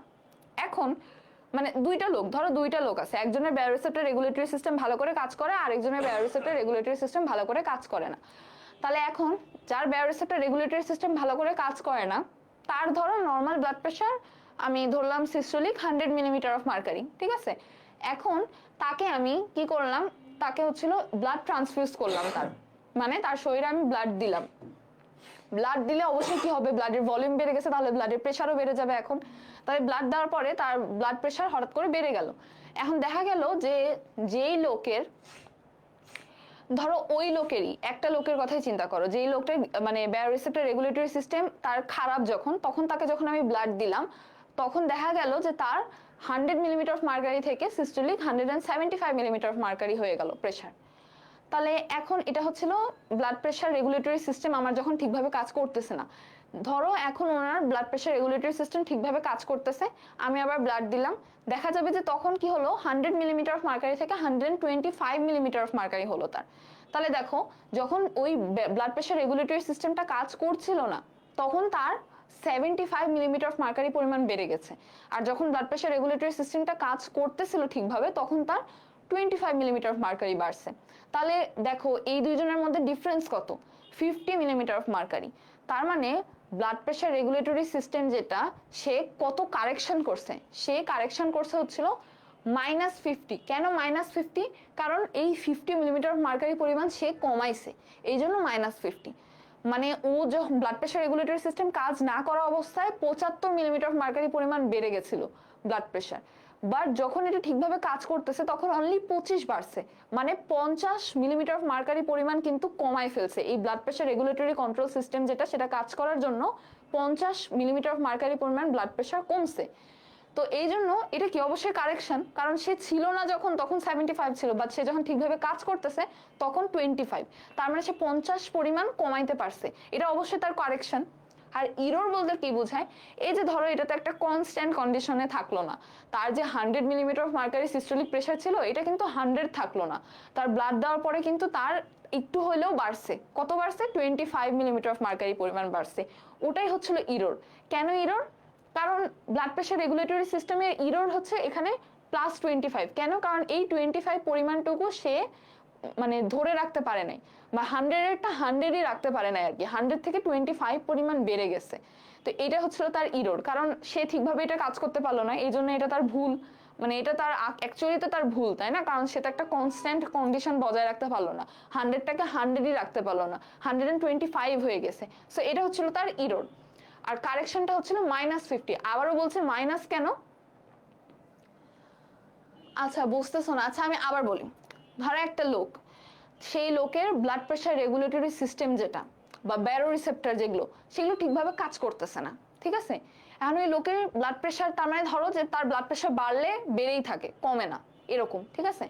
তাহলে এখন ধরো তার systolic blood pressure 100 millimetre of mercury, ঠিক আছে? এখন তুমি তাকে ব্লাড দিলা, ব্লাড ট্রান্সফিউজ করলা তার বডিতে, এখন ব্লাডের ভলিউম বাড়লে কি হবে? ব্লাড প্রেশারও বাড়বে। তো দেখা গেল তার তো যেহেতু কোনো বডির কন্ট্রোল সিস্টেম নাই, মানে ব্লাড প্রেশার কন্ট্রোল সিস্টেমটা তার কাজ করতেছে না ঠিকভাবে, তাহলে কি হলো? যখন ব্লাডটা তুমি দিচ্ছ তখন তার 100 মিলিমিটার অফ মার্কারি থেকে 175 মিলিমিটার অফ মার্কারি হয়ে গেল সিস্টোলিক প্রেশার, প্রেশারটা বাড়লো, ঠিক আছে?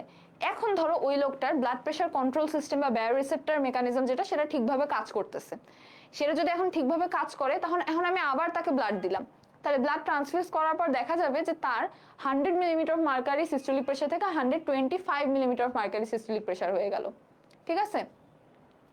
তাহলে 125 millimetre of mercury systolic pressure যদি তার হয় এখন, তাহলে দেখো এখানে কি হয়েছে, যখন তার রেগুলেটরি সিস্টেমটা যখন ছিল তখন 75 মিলিমিটার অফ মার্কারি পরিমাণ বাড়ছে প্রেশার, আর যখন রেগুলেটরি সিস্টেমটা ছিল না, সরি যখন ছিল না তখনই 75 বাড়ছে, আর যখন রেগুলেটরি সিস্টেম ঠিকভাবে কাজ করতেছে তখন 25 মিলিমিটার মতো বাড়ছে।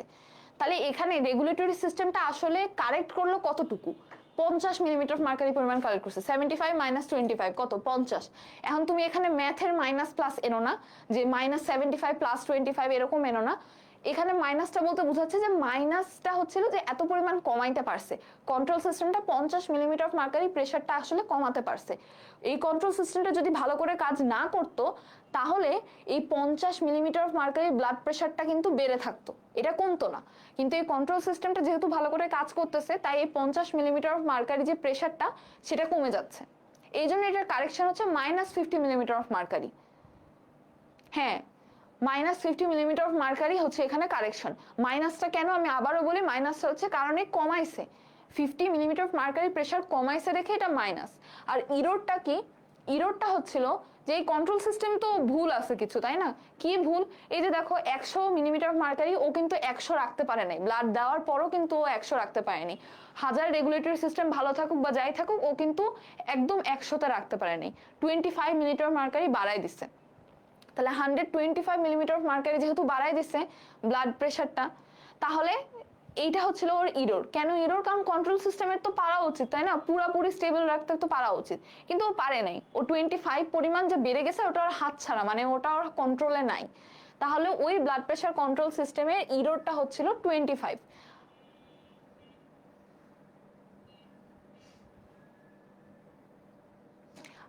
আসলে আপু গেইন যেটা, গেইনটা আসলে একটা কন্ট্রোল সিস্টেমেরই গেইন, ঠিক আছে? মানে এই গেইনটা হচ্ছে নেগেটিভ ফিডব্যাক বলতেছে, বাট এই গেইনটা আসলে যে কন্ট্রোল সিস্টেমটা কত ভালোভাবে কাজ করতে পারতেছে, ওই কন্ট্রোল সিস্টেমটা কত ইফেক্টিভলি কাজ করতে পারতেছে, কত ইফেক্টিভলি সে ব্লাড প্রেশার নিয়ন্ত্রণ করতে পারতেছে, এটাই তার গেইন, ঠিক আছে? যেমন এখানে ওর গেইন কত হবে তাহলে? উপরে -50 আর নিচে +25, তাহলে ওর গেইন হবে হচ্ছিল -2। ওর গেইন তাহলে হবে হচ্ছিল -2। এই যে দেখো এখানেই বলা আছে,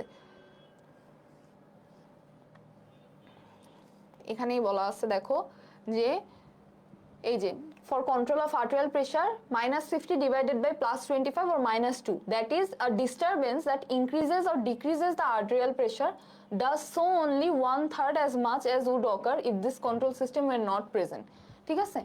এটাই হচ্ছিল ওর গেইন। ইরোরটা আরেকবার বোঝা। আচ্ছা ইরোরটা আরেকবার কি বলি। ইরোরটা হচ্ছিল যে ধরো এই কন্ট্রোল সিস্টেম, এই কন্ট্রোল সিস্টেম কি 100 মিলিমিটার অফ মার্কারি যে প্রেশার, এটা কি ব্লাড দেওয়ার পরেও এই কন্ট্রোল সিস্টেম কি ব্লাড প্রেশারটাকে 100তেই রাখতে পারতেছে? পারতেছে না তো। ও কন্ট্রোল সিস্টেম হাজার কাজ করার পরেও কিন্তু 100 millimetre of mercury blood pressure থাকার পরে যখন আমি ওই লোকটাকে ব্লাড দিচ্ছি তখন 125 millimetre of mercury blood pressure হয়ে যাচ্ছে। তাহলে এই যে 25 পরিমাণ যতটুকু বেড়ে গেল, এটা কিন্তু কন্ট্রোল সিস্টেম থাকার পরেও বেড়ে যাচ্ছে। তার মানে কি? এটা ওর ইরোর, মানে এতটুকু পরিমাণ সে কোনোভাবেই কমাতে পারতেছে না, এই পরিমাণ সে বাড়তেছেই, এটাই ওর ইরোর, ঠিক আছে? এটাই ওর ইরোর, যে 25 মিলিমিটার অফ মার্কারি পরিমাণ যে প্রেশার সেটা আসলে বেড়েই থাকতেছে, এটা কমানোর ওয়ে নাই, এটা বেড়েই থাকতেছে। এটা ওই কন্ট্রোল সিস্টেমের হাতের বাইরে।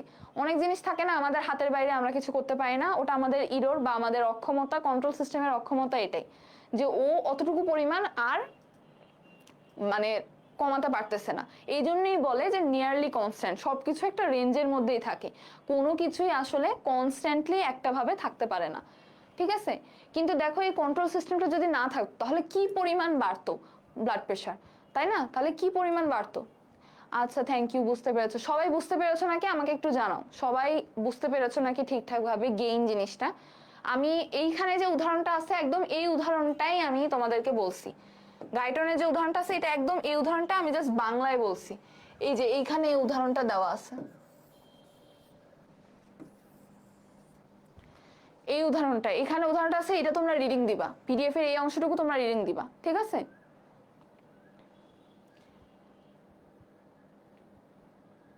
হ্যাঁ এক্স্যাক্টলি।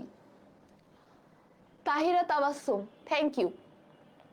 ওকে, সবাই বুঝতে পেরেছো তাহলে গেইন, আশা করি।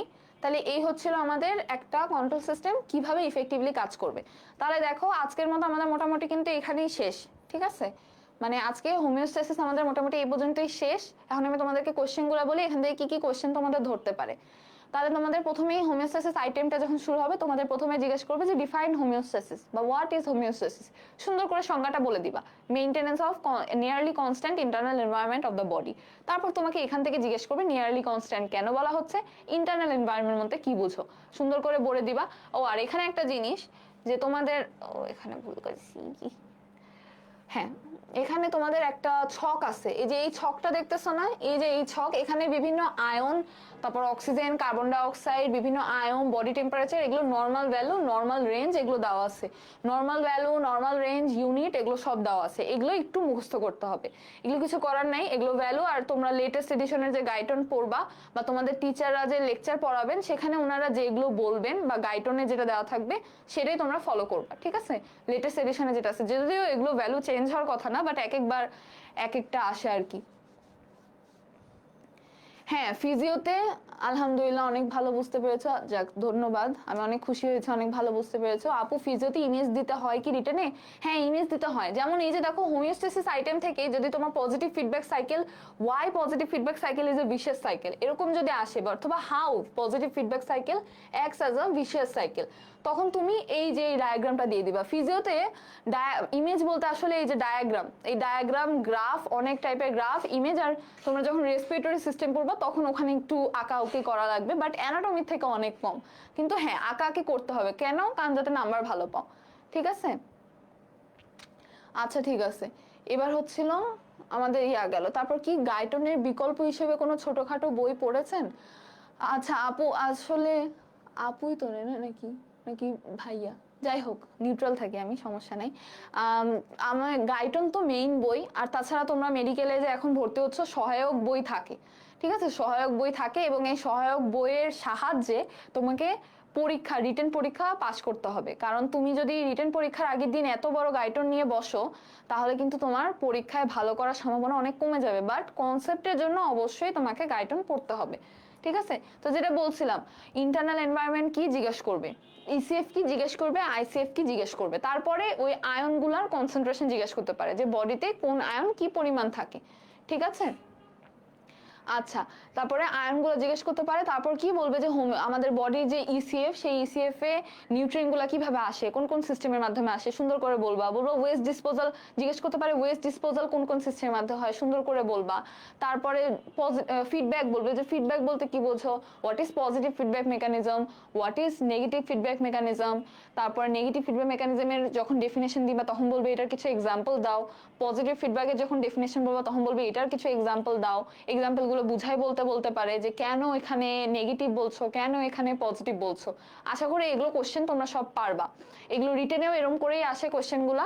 তারপরে তোমার what is gain of a control system, এটা সুন্দরভাবে তোমরা বলে দিবা, গেইনটা পরীক্ষার রিটেনেও আসতে পারে। তারপরে why positive feedback cycle is called a vicious cycle or how it can lead to death, এটাও কিন্তু তোমাদের আসতে পারে। এটা আইটেমে ধরবে, প্লাস এটা রিটেনও আসতে পারে। আমার নিজেরই ফার্স্ট প্রফের রিটেনে এই কোশ্চেনটা আসছিল, এবং আমি লিখছিলামও, আর ওই ইমেজটাও দিয়েছিলাম।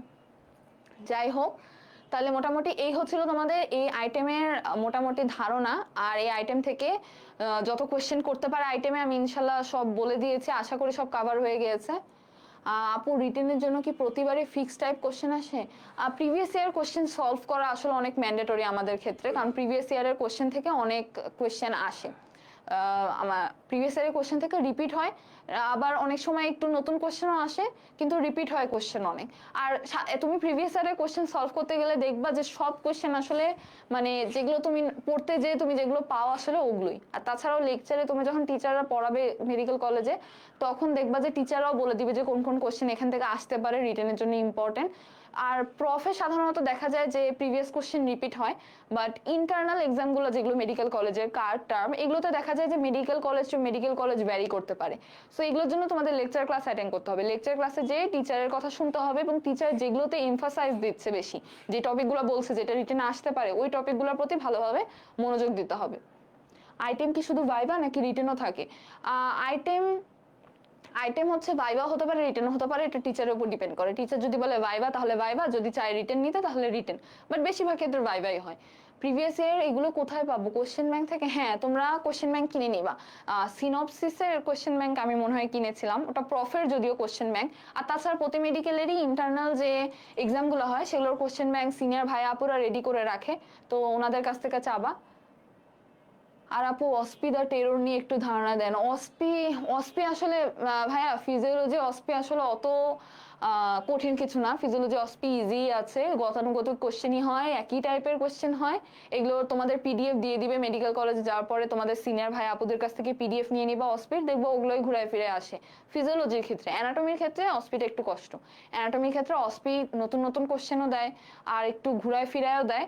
সো ওটার জন্য তোমাদের একটু বেশি টেনশন করা উচিত, বাট ফিজিওলজি অস্পি নিয়ে টেনশন নাই। হ্যাঁ, কি কোশ্চেন ভাইয়া বলো? কোয়েশ্চেন ব্যাংক, হ্যাঁ প্রফের কোশ্চেনের জন্য আলাদা কোয়েশ্চেন ব্যাংক আছে, এটা বাজারে পাওয়া যায়, কিনে নিও। প্রফের কোয়েশ্চেন ব্যাংকটা কিনে নিও, এবং আইটেমের আগেই পারলে প্রফের ওই চ্যাপ্টারে প্রফে কি কি কোশ্চেন আসছে এটা দেখে নিও, তাহলেই হবে। মুফতাসিম মাদি কোশ্চেনটা করো, কি কোশ্চেন আছে তোমার? আগের ক্লাসেও করতে পারোনি, দেখি পারি নাকি অ্যান্সার দিতে।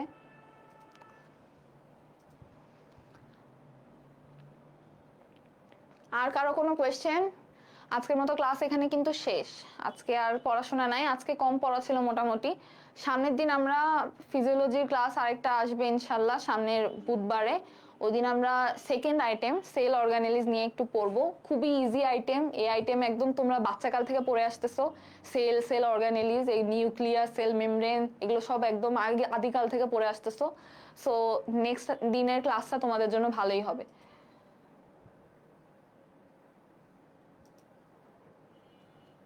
চাইল্ড বার্থের পর যদি প্লাসেন্টা মাদারের মধ্যে অল্প একটু রয়ে যায়, তখন এক্সেসিভ ব্লাড যায়, ওটা কি ফিডব্যাক হবে পজিটিভ?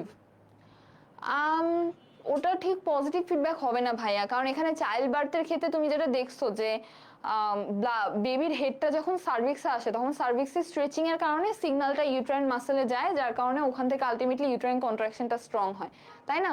আর প্লাসেন্টা যতক্ষণ পর্যন্ত এক্সপাল হইতেছে না ইউট্রাস থেকে, ততক্ষণ পর্যন্ত ইউট্রাস কন্ট্রাকশন হইতে থাকবে, ঠিক আছে? বা মানে প্লাসেন্টার কিছু পরিমাণ যদি থেকে যায় ইউট্রাস কন্ট্রাক্ট করতে থাকবে এবং ব্লাড যেতেই থাকবে। তো প্লাসেন্টাটা বের করে দেওয়া না পর্যন্ত ব্লাড কিন্তু থামবে না, ঠিক আছে? সো এটা কাইন্ড অফ পজিটিভ ফিডব্যাক বলতে পারে। এবং এটা কিন্তু অনেক সময় দেখা যায় যে মা হাইপোভলিমিক শকে চলে যায়, এত বেশি ব্লিডিং হয়। এই প্লাসেন্টার রিটেইন ম্যাটেরিয়াল ভিতরে থেকে যাওয়ার জন্য দেখা যায় যে মা অনেক সময় হাইপোভলিমিক বা হেমোরেজিক শক যেটা, সেটাই চলে যায়। তো এটা পজিটিভ ফিডব্যাক। এই যে পজিটিভ ফিডব্যাকে অ্যাডভার্স ইফেক্টের মধ্যে এটা একটা হয়ে যাবে যে মানে লেবারের সময় এত এক্সেসিভ ব্লিডিং হয়ে তখন মা দেখা যায় যে হাইপোভলিমিক শকে চলে যেতে পারে। প্লাসেন্টার রিটেইনড ম্যাটেরিয়াল বের না হওয়া পর্যন্ত ইউটেরাসের কন্ট্রাকশন থামবে না যতদূর আমি জানি। প্লাসেন্টার ম্যাটেরিয়ালটা এক্সপাল করে দেওয়া আগ পর্যন্ত ইউট্রাইন কন্ট্রাকশন চলতে পারে। বাট বেবি বের হয়ে যাওয়ার পরে ইউট্রাইন কন্ট্রাকশন হয়তো অত স্ট্রং থাকে না, বাট ইউট্রাইন কন্ট্রাকশন হবে। এক্সাম কি হবে কালকে আপু? কি এক্সাম কালকে? কি কোনো এক্সাম হওয়ার কথা? আমি আসলে জিপিটা শেষ না করার আগে এক্সাম হবে না, জিপির উপরে এক্সাম হবে। এক্সাম মানে জিপি শেষ করার পরে তারপরে জিপির উপরে এক্সাম হবে।